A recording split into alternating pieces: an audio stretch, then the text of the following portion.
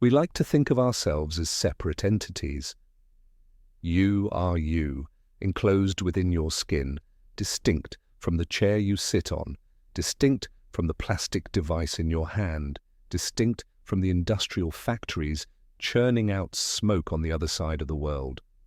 We believe that our bodies are temples, private sanctuaries where biology follows the ancient, natural laws of evolution. We believe that if we eat well, if we drink clean water, if we breathe fresh air, we remain pure. But this is a lie. There is no outside anymore. The industrial world is not something that exists merely in factories or landfills. It has crossed the barrier.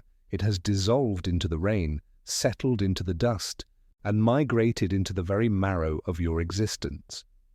We are going to talk about a specific chain of atoms, a chain that is likely floating through your veins at this very second. It is a story of how a mistake in a New Jersey laboratory became a permanent resident in the human bloodstream. This is the history of the most slippery substance on Earth. Let us begin. Consider your own blood. If we were to take a syringe right now, draw a vial of deep crimson fluid from your arm, and place it under the most sensitive mass spectrometer in a high-security laboratory, we would find a stranger hiding among your red blood cells. It is an alien presence, a molecular intruder. This intruder is a specific chemical compound, a chain of carbon atoms sheathed in a protective armor of fluorine. It is known by many names, C8PFOA, perfluorooctanoic acid, but to the general public it is simply the ghost in the machine of Teflon. The most terrifying statistic in modern toxicology is not a death rate, but a prevalence rate. 99% of human beings walking this earth today carry this chemical in their blood. It does not matter if you live in a penthouse in Manhattan, a farm in rural Brazil, or a remote village in the Arctic Circle. It is there. It is in the blood of factory workers, and it is in the blood of newborn babies who have never touched a frying pan in their short lives. To understand the horror of this, you must understand the timeline of the universe. For billions of years, through the formation of stars, the cooling of the earth, the rise of the dinosaurs, and the evolution of man, this chemical bond did not exist. Nature never created it. It is thermodynamically impossible for it to form on its own. It is a purely synthetic abomination. If you were to dig up a skeleton from the year 1930 and analyze the bone marrow, you would find zero traces of it. It was not there. The year 1938 is the boundary line. Before 1938, humanity was chemically organic. After 1938, we became something else. We became hybrids. We became the filters for an industry that decided convenience was worth the price of genetic corruption. This alien in our blood is not biodegradable. It does not break down. It waits, it circulates, and it stays. But how did the alien arrive? It did not come on a meteorite. It came from a canister that was supposed to be empty.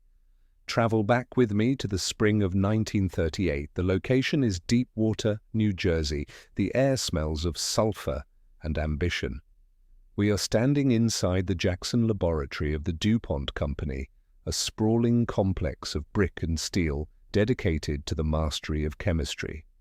In a small, cluttered lab, a young chemist named Dr. Roy Plunkett is having a frustrating morning. He is 27 years old, eager to make a name for himself. He has been tasked with a very specific, somewhat mundane goal to find a new, non-toxic refrigerant gas. The world wants better refrigerators, and DuPont intends to sell them the gas to run them. Plunkett and his assistant, Jack Reebok, are working with a gas called tetrafluoroethylene, or TFE.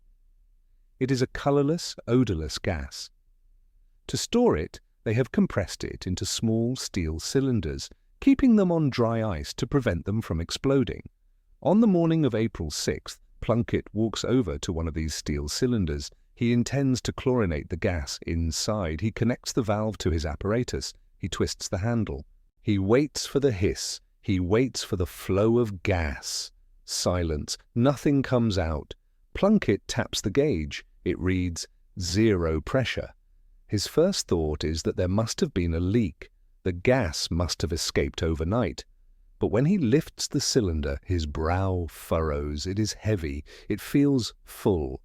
Physics dictates that a gas cylinder cannot be both empty of pressure and full of weight unless the state of matter inside has changed.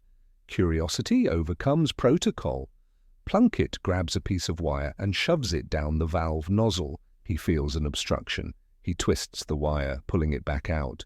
On the tip of the wire, there is a small, white crumb. It looks like wax. Now, Plunkett does something that arguably changed the course of biological history. He does not discard the canister. He calls for a saw.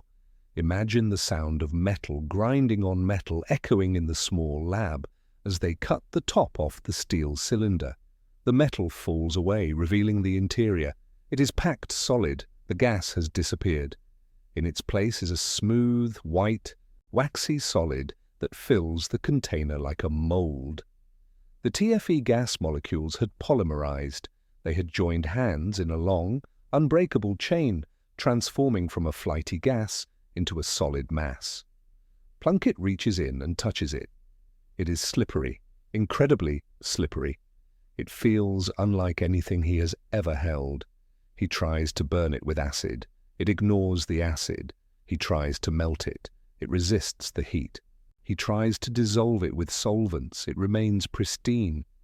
He writes in his notebook that this substance is chemically inert. Nothing sticks to it. Nothing reacts with it. It is a material that wants to be alone, a material that rejects the rest of the world. They name it PTFE, polytetrafluoroethylene. It sits on the shelf for a while, a scientific curiosity, a solution looking for a problem. It was too expensive to make, too difficult to mold. It was a white elephant. But across the ocean, the drums of war were beginning to beat. And war has a way of finding uses for things that reject the world. The year is 1943. The world is burning. In the secret cities of the United States, the Manhattan Project is underway. The goal is simple and terrifying: to split the atom and harness the power of the sun before the Nazis do. But the scientists deeply buried in the forests of Oak Ridge, Tennessee, have a problem. To build the bomb, they need uranium-235. To get uranium-235, they have to turn uranium into a gas called uranium hexafluoride. This gas is a monster. It is one of the most corrosive substances known to man. It is voracious. It eats through steel pipes. It dissolves rubber seals. It destroys greases. It chews through every valve and gasket the engineers try to use. The pipes of the atomic bomb production line are literally dissolving from the inside out. The gas is escaping. The project is stalling. General Leslie Groves, the stern and imposing director of the Manhattan Project, needs a miracle material. He needs something that can touch the corrosive mist of the uranium gas and survive. Word reaches the military about a strange, white, waxy substance from DuPont. A substance that nothing can eat. DuPont is contacted. The project is classified top secret. The production of the white powder is ramped up, hidden behind code names and security clearances.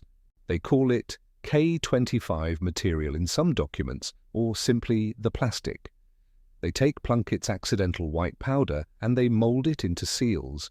They line the valves. They coat the pipes. It works. The uranium gas slides over the PTFE without leaving a scratch. The white, waxy solid holds the beast at bay. This is the atomic connection. Before it ever touched a frying pan, Teflon was the skin of the atomic bomb. It was born in a lab, but baptized in the fires of nuclear weapon production. It was a material of war designed to resist the most extreme conditions on Earth, but wars end. And when the mushroom clouds faded and the treaties were signed, DuPont was left with a massive capacity to produce this expensive, slippery white powder.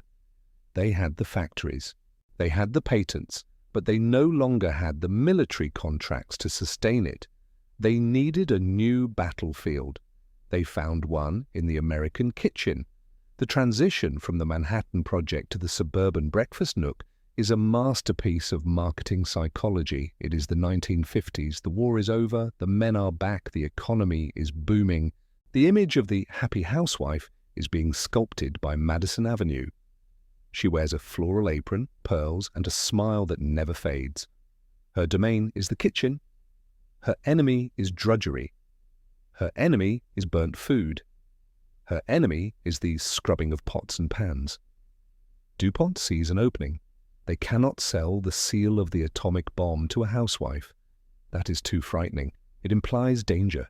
So they reinvent the narrative. In France, an engineer named Marc Gregoire had the idea to coat his fishing gear with Teflon to prevent tangles. His wife, Colette, looked at the slippery tackle and had a flash of brilliance. "Why don't you put that on my frying pans?" she asked. "Maybe the eggs won't stick." It worked. DuPont watched this. They saw the potential. They launched a massive campaign in the United States. They introduced the brand name Teflon. But look at the old television commercials, the grainy black and white footage, the upbeat orchestral music. A man in a suit points to a frying pan. He cracks an egg. It slides around like a hockey puck on fresh ice. He tilts the pan, and the egg slides right onto the plate without a spatula. "Fat-free cooking," the announcer booms. "No scouring, no scrubbing, a miracle for the modern woman." They sold it as liberation. They sold it as health. They sold it as the future. The public bought it. Millions of pans flew off the shelves. The Teflon sticker became a symbol of status, of a modern, efficient home.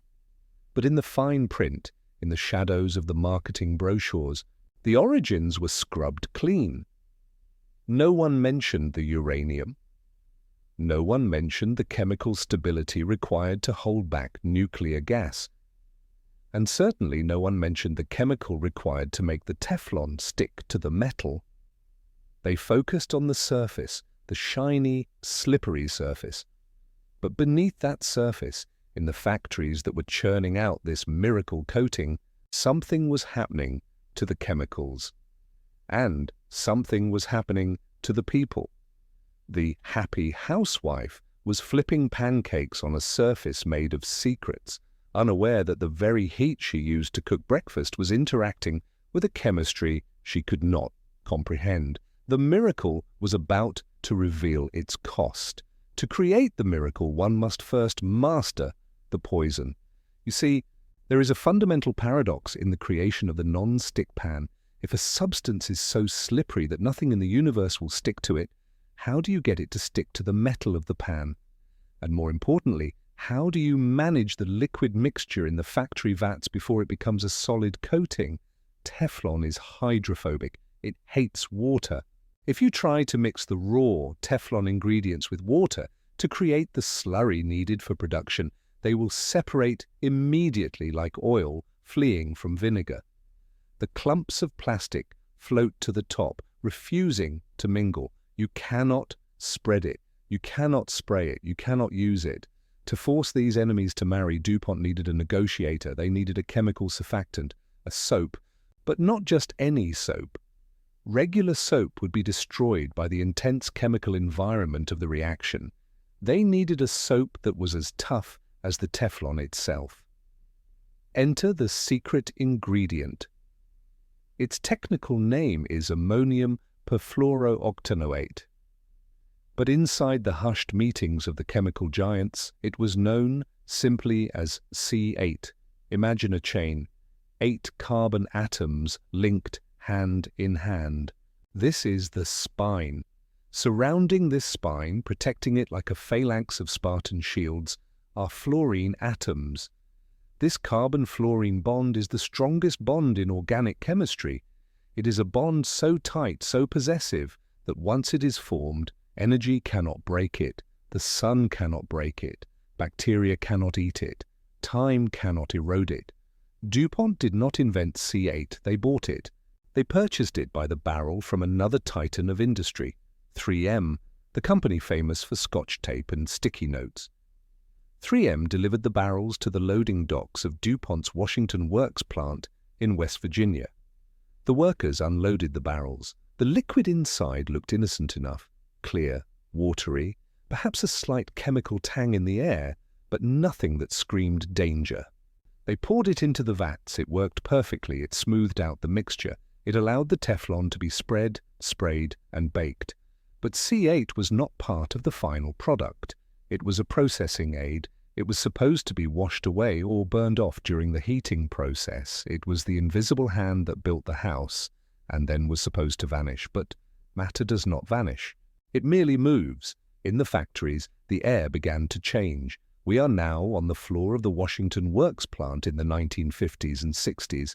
It is loud. Machines are hissing, pressing, and baking. The air is thick with a fine white dust.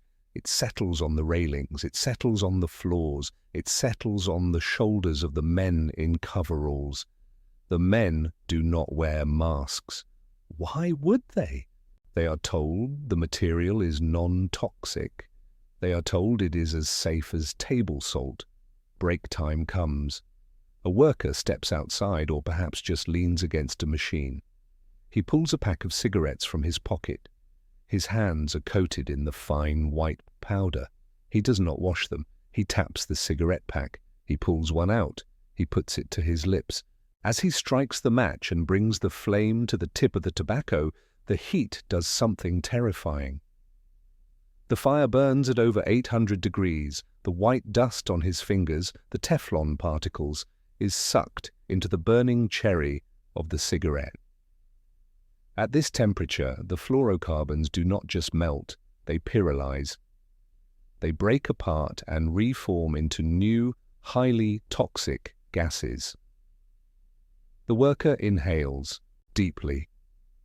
He finishes his shift. He feels fine. He goes home to his family. He eats dinner.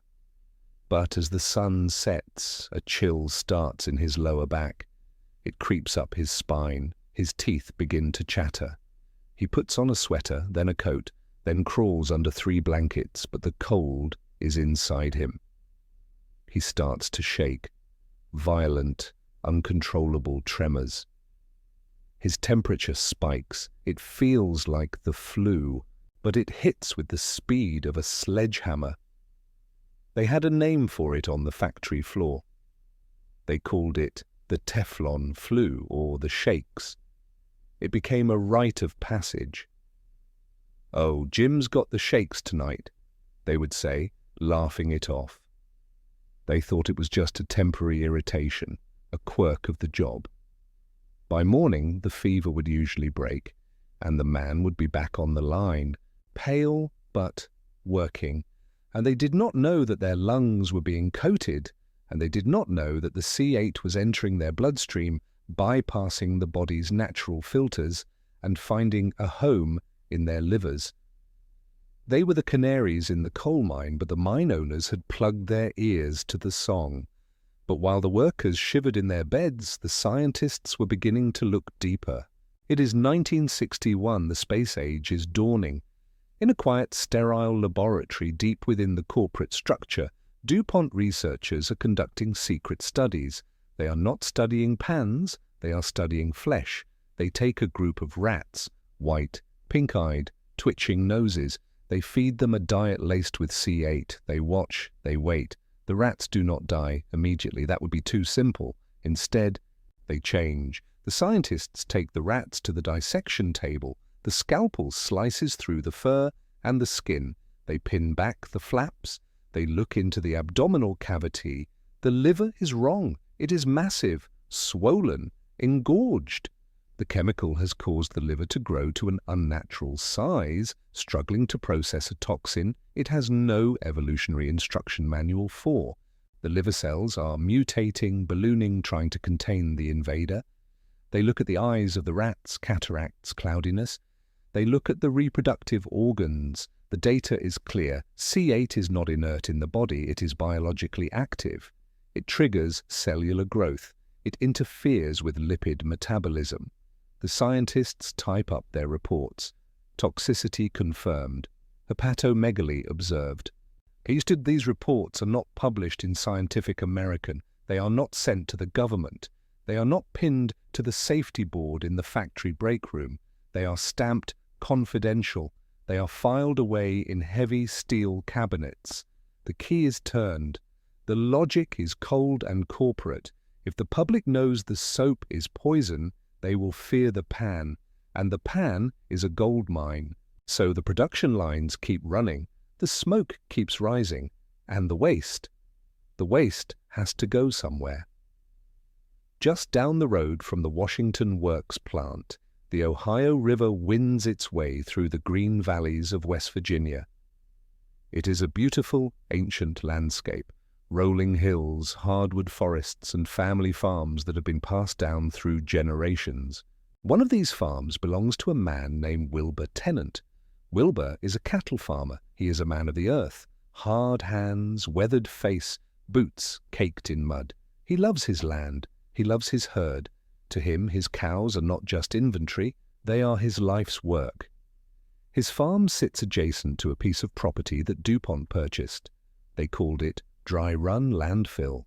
It was a place to dump the sludge, the black chemical soup left over from the manufacturing process. DuPont told the regulators it was non-hazardous, just ash and scrap. They dug pits, they poured the sludge. The sludge seeped into the soil. It found the water table. It trickled down the creek that ran directly through Wilbur Tennant's pasture. The water in Dry Run Creek began to change. Sometimes it was foamy, like someone had dumped 1,000 gallons of detergent into it. Sometimes it was black. Sometimes it smelled sweet and chemical. Wilbur's cows drank from the creek. They had no choice. Then the horror movie began. Wilbur would go out to the pasture and find a cow standing still, staring at nothing. He would approach it, and the animal, usually docile, would charge him. Their eyes were wild. A madness had taken them. They started to waste away. Their ribs poked through their hide like the bars of a cage. Their hair fell out in patches. Lesions appeared on their skin, running sores that would not heal. And then they started dropping. Wilbur tried to save them. He called vets. He fed them vitamins. Nothing worked. He started dissecting them himself. Imagine this farmer standing in the muddy field, knife in hand, cutting open the animal he raised from a calf. He pulls out the organs. The kidneys are black. The liver is the color of a neon highlighter, bright, chemical green. Wilbur Tennant recorded it all on his camcorder. The grainy VHS footage is the stuff of nightmares. He zooms in on the dead eyes of the cattle. He zooms in on the green organs. He zooms in on the creek, bubbling with white foam. "They're burying something up there," Wilbur says to the camera, his voice shaking with rage and grief. "And it's killing my cows." He went to the EPA. They ignored him. He went to the local politicians. They ignored him. DuPont was the biggest employer in town. You don't bite the hand that feeds the valley. Wilbur was alone. He was watching his legacy rot in the field. He was breathing the air that smelled of burnt plastic. And he realized that whatever was happening to his cows was probably happening to him too. He needed a weapon. He needed a lawyer. But in a town owned by DuPont, every lawyer was already on the payroll. Wilbur Tennant did not look for a crusader. He did not look for an environmental activist with a megaphone and a placard. He looked for a man who understood the language of the enemy. He looked for a corporate lawyer. Enter Robert Billot. Picture him not as a hero in a cape, but as a man in a crisp suit, sitting in a high-rise office in Cincinnati. The firm is Taft, Stettinius and Hollister. The carpet is plush. The air conditioning is silent. The coffee is served in porcelain. This is a firm that represents the giants. They defend the chemical companies. They defend the polluters. They are the shield that corporations use to deflect the arrows of the public. Rob Bilott was a partner here. He was on the track to a comfortable, wealthy, quiet life. He spent his days arguing that regulations were too strict, that his clients were compliant. He was a creature of the system, but he had a grandmother. And his grandmother lived in Parkersburg, West Virginia. And his grandmother knew the tenants. So when Wilbur Tennant called, desperate, holding a box of grainy VHS tapes and jars of black water, Bilott took the meeting. He took it as a favor. He expected to spend an hour, politely decline, and go back to his billable hours. But then he watched the tapes. Imagine the dissonance. A corporate lawyer sitting in his mahogany office, watching a television screen where a cow is foaming at the mouth, charging a farmer, staggering like a drunkard before collapsing into the mud. He saw the green organs. He saw the black teeth. Something in the machinery of Rob Bilott's mind jammed. He knew how chemical companies worked. He knew the regulations. And he knew with a sinking feeling in his gut that what he was seeing on that screen was not natural. It was not a virus. It was a poisoning. He took the case. His partners thought he was mad. Why attack the hand that feeds the firm? But Bilott was methodical. He filed a federal suit. He demanded discovery. And this is where the trapdoor opened. DuPont, perhaps arrogant, perhaps assuming this small-time cattle case would go away, sent him documents, not just a few. They sent him thousands. Box after box arrived at his office, a chaotic flood of paper, internal memos, lab reports, emails, handwritten notes from the 1950s, 60s, and 70s. They expected him to drown. They expected him to give up under the weight of the data. But Rob Bilott did not drown. He sat on the floor of his office, surrounded by towers of paper, and he began to read. He read every single page. He built a timeline. He deciphered the code words. He connected the dots that had been scattered for 40 years, and in those papers he found the map of the dumping. He discovered that the dry run landfill, the place killing Wilbur's cows, was just the tip of the iceberg. It was a drop in the bucket. The real crime was happening in the river. The Ohio River is a massive artery of the American heartland. It is wide, brown, and slow-moving. It is the source of drinking water for millions of people. Bilott found a document detailing a discharge pipe from the Washington Works plant. For decades, DuPont had been pumping the waste from the Teflon process directly into the river. They weren't filtering it, they weren't treating it, they were just opening the valve. One internal document casually mentioned that in a single year they had dumped 50,000 pounds of PFOA powder into the river. 50,000 pounds, visualize that. 50,000 pounds of a chemical that never breaks down, a chemical that is toxic in parts per billion, pouring into the water. It flowed downstream, it settled into the sediment, it seeped into the aquifers. It was sucked up by the intake pipes of the local water districts. It went into the treatment plants, which had no technology to filter it out because they didn't know it was there. It went into the pipes of the houses. It came out of the kitchen faucets. It went into the coffee pots, the baby formula, the glasses of water on the bedside tables. The river was not a river anymore. It was a delivery system for C8. But the horror in the documents was not limited to the environment. It got personal. Buried deep in the files, Bilott found a name: Sue Bailey. Sue was a worker at the plant in the early 1980s. Her job was in the washroom. It was a humid, hot place where the massive vats used to mix the Teflon were cleaned. She spent her days scrubbing the residue, breathing the steam, her hands immersed in the soapy water laced with C8. She was also pregnant. She didn't know that DuPont had issued a secret internal memo stating that no woman of childbearing age should be allowed near C8. They knew it caused birth defects in rats. They knew it crossed the placenta. But they didn't tell Sue. She worked until she was heavy with child.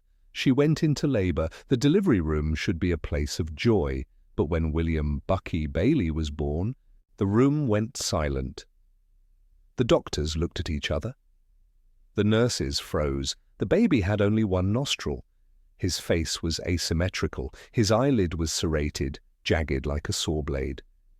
His tear duct was missing. Sue Bailey lay there, exhausted, asking to see her son.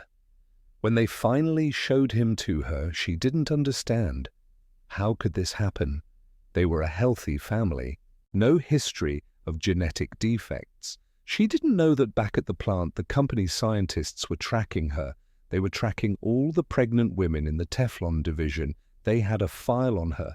When Bucky was born, they recorded his defects. 2 out of 7 babies born to women in that division had eye defects. A statistical impossibility. Did they call Sue? Did they tell her, "We are sorry, we think our chemical did this"? No. They filed the report. They kept the secret. And Bucky Bailey grew up undergoing dozens of painful, reconstructive surgeries, struggling to breathe, struggling to see, while the company that disfigured him continued to report record profits. The weight of these secrets was becoming too heavy even for the industry to hold. The year is 2000. The millennium is turning. In Minnesota, the headquarters of 3M is in a panic. Technology has improved. They can now detect C8 in the blood at much lower levels. And they are finding it everywhere. They find it in their workers. They find it in the general population. 3M looks at the liability. They look at the science. They realize that this chemical is a ticking time bomb. They make a decision, a rare moment of corporate retreat. 3M announces they are phasing out the production of C8. They are stopping. It is too dangerous. They send a letter to their biggest customer, DuPont. "We are discontinuing this product." The letter essentially says, "It is persistent in the environment and accumulates in humans. We are out." This should have been the end. The source was drying up. The inventor of the chemical was waving a red flag, screaming, "Stop!" DuPont was at a crossroads. They held a crisis meeting at their headquarters in Wilmington, Delaware. The executives sat around a long table. They had the 3M letter in front of them. They had the reports on Bucky Bailey. They had the reports on the dead cows. They had the reports on the enlarged livers of rats. They also had a financial report. Teflon was bringing in $1 billion a year in pure profit. It was the crown jewel. It was the non-stick coating on the frying pans of the world, the stain-resistant coating on carpets, the water-resistant coating on raincoats. If they stopped using C8, the Teflon production would halt. The $1 billion would vanish. The question in the room was not, is it safe? The question was, can we make it ourselves? They did the math. The cost of litigation, the cost of potential lawsuits, the cost of paying off sick workers. They estimated it all, and they compared it to the profits. The profits won. DuPont decided not to stop. Instead, they built their own factory in Fayetteville, North Carolina, specifically to manufacture C8. They took the recipe from 3M and started brewing the poison themselves. They doubled down. They knew the ship was sinking, they knew the water was toxic, but the cargo was gold, so they decided to sail on. They didn't just ignore the warning, they institutionalized the danger. They became the sole source of the alien in the blood. The evidence was mounting, but it was all circumstantial. The cows were dead, the workers were sick, and the rats were deformed. But the defense lawyers had a powerful argument. How do you know this chemical isn't natural? How do you know it hasn't always been in the blood? Maybe it comes from volcanoes. Maybe it comes from the ocean foam. Prove that we put it there. To prove a crime against nature, you need a sample of nature before the crime occurred. You need a time machine. The scientists couldn't travel back in time, but they found the next best thing. They found the frozen ghosts of the past. The scene shifts to a cold storage facility deep in the archives of the American military medical complex. Rows upon rows of stainless steel freezers hum in the dark. Inside these freezers are thousands of small glass vials frosted over with the ice of half a century. This is the blood bank mystery. During the Korean War in the early 1950s, the US government took blood samples from young recruits before shipping them off to the peninsula. These men were from every corner of America: farmers from Iowa, factory workers from Detroit, fishermen from Maine. They represented the biological baseline of the human species before the age of Teflon fully dawned. The scientists selected these vials. They carefully thawed the crimson fluid, which had been waiting in the dark for 50 years. They placed the samples into the mass spectrometer. They held their breath. If C8 was natural, it would be there. It would be in the blood of the soldier from 1952, just as it is in the blood of the banker in 2002, the machine word.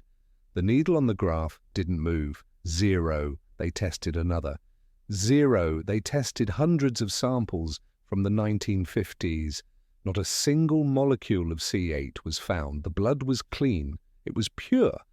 Then they compared it to blood drawn from the general population in the 1990s. The graph spiked. The alien was present in everyone. The conclusion was undeniable and chilling. This was not an act of God. This was not a background radiation of the universe. This was an industrial infection. We had changed our own biology in the span of a single human lifetime. The timeline of the contamination matched the timeline of the prophets perfectly. But proving the chemical there was only half the battle. The other half was proving it was dangerous, and this is where the game was rigged. In the world of toxicology, the poison is in the dose. Cyanide is fatal, but apple seeds contain cyanide, and we eat apples without dying. The question is, what is the safe level? Usually the government sets this level. The Environmental Protection Agency, EPA, studies a chemical, tests it, and draws a line in the sand. Do not cross this line. But C8 was a ghost. It wasn't on the EPA's list. It wasn't regulated. It wasn't even technically classified as a pollutant. It was an industrial secret. Therefore, there was no safe level because legally the chemical didn't exist. So, the regulators in West Virginia, puzzled by the findings in the water, turned to the only experts who knew anything about C8, DuPont. Tell us, the regulators asked the company, how much of this can be in the drinking water before it hurts people? Imagine the fox being asked to design the security system for the henhouse. DuPont convened a team of their own scientists. They looked at the internal data, the data about the rats, the monkeys, the liver damage. They knew the chemical was toxic in parts per billion. They knew that 3M had suggested a safety limit of 1 part per billion. But 1 part per billion would be a disaster. If the limit was that low, they would have to shut down the factory. They would have to clean up the river. It would cost billions. So they moved the decimal point. They crunched the numbers. They adjusted the variables. They played with the assumptions. And they came back to the state of West Virginia with a new number, 150 parts per billion. They declared that 150 was the community exposure guideline. They presented it with polished charts and confident smiles. As long as it's below 150, they said, the people are safe. It was a lie constructed of mathematics and greed. But the regulators, underfunded and outmatched, accepted it. They stamped the paper. The safe level was now law. And since the water in the river was testing at around 3 to 7 parts per billion, DuPont could claim, with legal immunity, that the water was perfectly fine. But water does not obey corporate memos. Water flows. Little Hocking is a small community in Ohio sitting directly across the river from the Washington Works plant. It is a quiet place. Porch swings, American flags, vegetable gardens. For decades, the people of Little Hocking turned on their taps. They filled their kettles for tea, they mixed baby formula, they took long, hot showers, breathing in the steam. They trusted the water. Water is the source of life. It is the most basic social contract. The government ensures the water won't kill you. But the Little Hocking Water Association began to get suspicious. They heard the rumors about the tenant farm. They heard the whispers about the TEFLON flu. They decided to test their own wells. The results came back, and they were terrifying. The water in Little Hocking wasn't just contaminated, it was a chemical soup. The levels of C8 were skyrocketing. Even by DuPont's inflated, fabricated safety standard of 150, the water was getting dangerously close. By any honest medical standard, the water was a slow-acting poison. The residents looked at their medical histories. They started talking to their neighbors. My husband has kidney cancer. My sister has testicular cancer. My child has high cholesterol and thyroid problems. The map of the town became a map of disease. The safe level was a fiction, but the tumors were real. The nausea was real. The fear was real.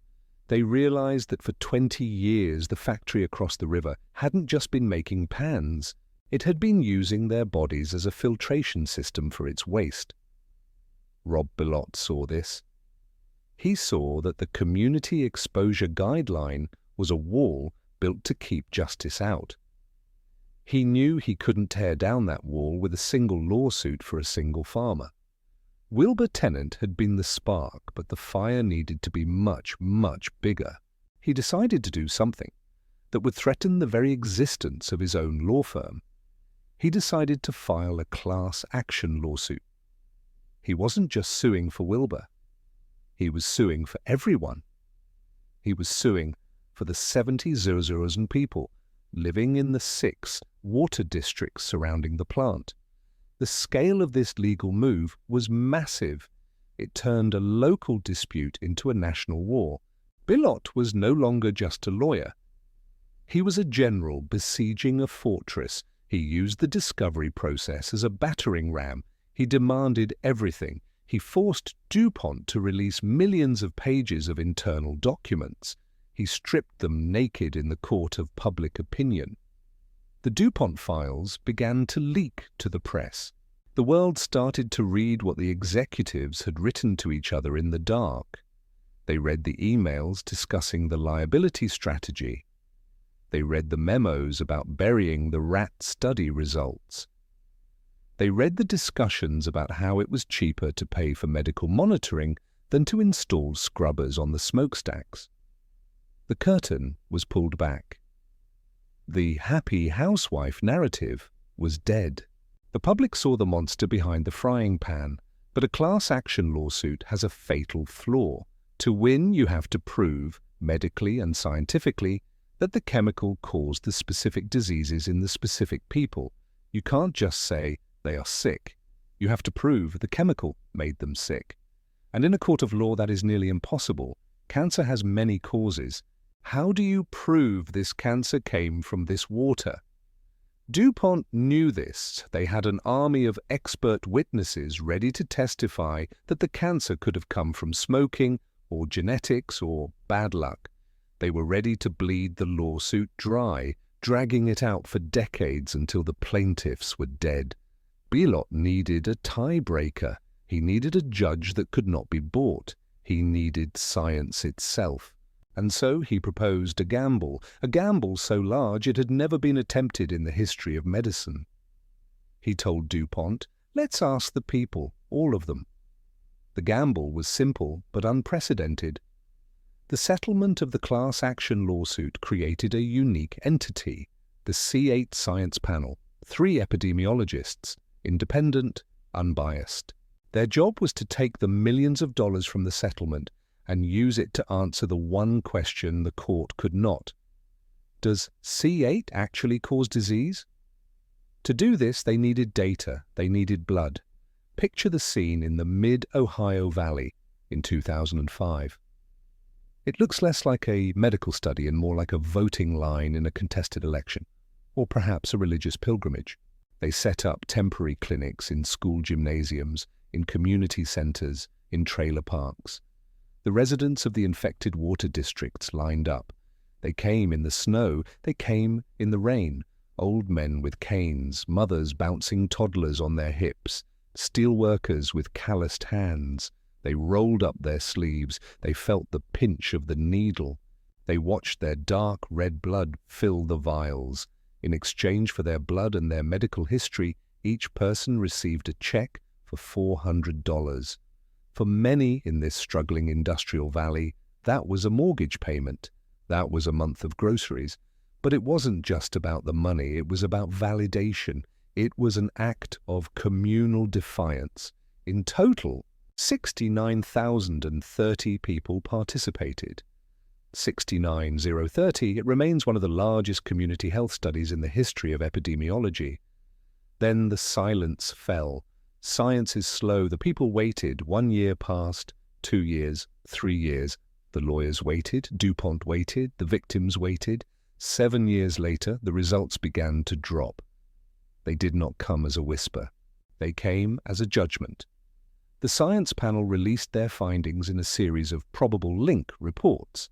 The conclusion was devastating for DuPont. The panel found a probable link between C8 exposure and 6 specific conditions: high cholesterol, ulcerative colitis, thyroid disease, testicular cancer, kidney cancer, pregnancy-induced hypertension. The link was proven. The gamble had paid off. The invisible poison had been made visible by the sheer volume of human suffering recorded on paper. With the link established, the lawsuits could proceed. DuPont was liable. They eventually agreed to pay over $600 million to settle thousands of cases. It seemed like a victory. It seemed like the end of the story. The dragon had been slain, the villagers paid, and the poison banned. But the chemical industry is a hydra. You cut off one head, and another grows in its place, a head that looks slightly different, but bites just as hard. While the lawyers were celebrating the phase-out of PFOA, the chemists at DuPont were already busy in the lab. They knew they could no longer use C8. The public knew the name. The EPA was watching. So they tweaked the molecule. C8 has 8 carbons. It is a long chain. The chemists took their molecular scissors and snipped it. They created a chain with only 6 carbons, or 4. They added an oxygen atom here, an ether link there.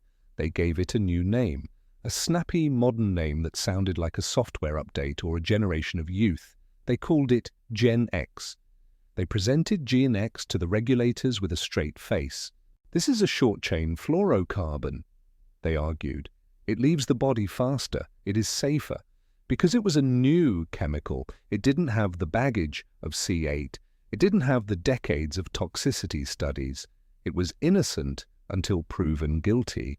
And since there were no studies to prove it guilty, it was allowed to flow. DuPont spun off its chemical division into a new company called Chemours. They built a new narrative, but down in North Carolina, along the Cape Fear River, the story was repeating itself. Residents began to find Gen X in their water, the same foam on the river, the same questions about cancer, the same silence from the company. Toxicologists looked at the structure of Gen X. They shook their heads. It was like replacing a long sword with a slightly shorter sword. It was still a weapon. It still had the carbon-fluorine bond. It still resisted nature. And that brings us to the heart of the horror, the bond itself. To understand why this story has no ending, you must visualize the marriage between carbon and fluorine. In the periodic table of elements, fluorine is the most reactive, hungry, possessive element of all. It is the tiger of chemistry. It wants electrons, and it takes them with violence. When fluorine locks onto carbon, it forms a shell. The electrons are pulled so tight that the bond becomes virtually impenetrable. It is a shield. This bond is what makes Teflon non-stick. It repels water, it repels oil, it repels dirt, but it also repels death. In nature, Everything dies, everything rots. A fallen leaf is eaten by bacteria. A dead animal is consumed by maggots and fungi. Even stone is worn down by wind and rain. This is the cycle of life. Decay is the mechanism of renewal. But the carbon-fluorine bond does not know how to decay. There is no bacteria in the soil that has evolved the teeth to chew through it. The sun's ultraviolet rays bounce off it. The crushing pressure of the ocean depths cannot break it. It is an immortal molecule. Scientists call them forever chemicals. When you wash your non-stick pan, the flakes that wash down the drain do not disappear. They travel through the sewer, into the river, into the ocean. They circulate in the currents. They are eaten by plankton. The plankton is eaten by a fish. The fish is eaten by a seal. The seal is eaten by a polar bear. And when the polar bear dies and rots into the ice, the chemical is released back into the water, perfectly intact, ready to start the journey again. It will outlast the pyramids. It will outlast the nuclear waste buried in the mountains. It will outlast the human species. And this leads us to the final, uncomfortable truth. We are the filters. The industry has successfully externalized its cost. They did not pay for the disposal of their waste. They made you the disposal site. Every time you drink a glass of water, every time you eat a piece of fruit grown in contaminated soil, every time you breathe the dust in your home, you are absorbing a microscopic fraction of their product. Your liver works tirelessly to filter it out. Your kidneys strain to expel it. But the chemistry is too strong. It binds to your proteins. It circulates in your serum. We are walking reservoirs. If aliens were to land on Earth 1,000,000 years from now, long after our cities have crumbled to dust, they could analyze the fossilized remains of a human being from the 21st century. They would find the calcium in our bones. They would find the iron in our blood. And they would find the TEFLON. It is the mark of our age. We are the plastic people. We conquered the atom, we conquered the gene, but in our hubris we created a slipperiness we could not hold on to. The next time you see a pan that promises a frictionless life, remember the friction it caused in the lives of the workers. Remember the cows in the green field. Remember the blood in the vials. The alien is not coming. The alien is already here, and it is inside you. Sleep well.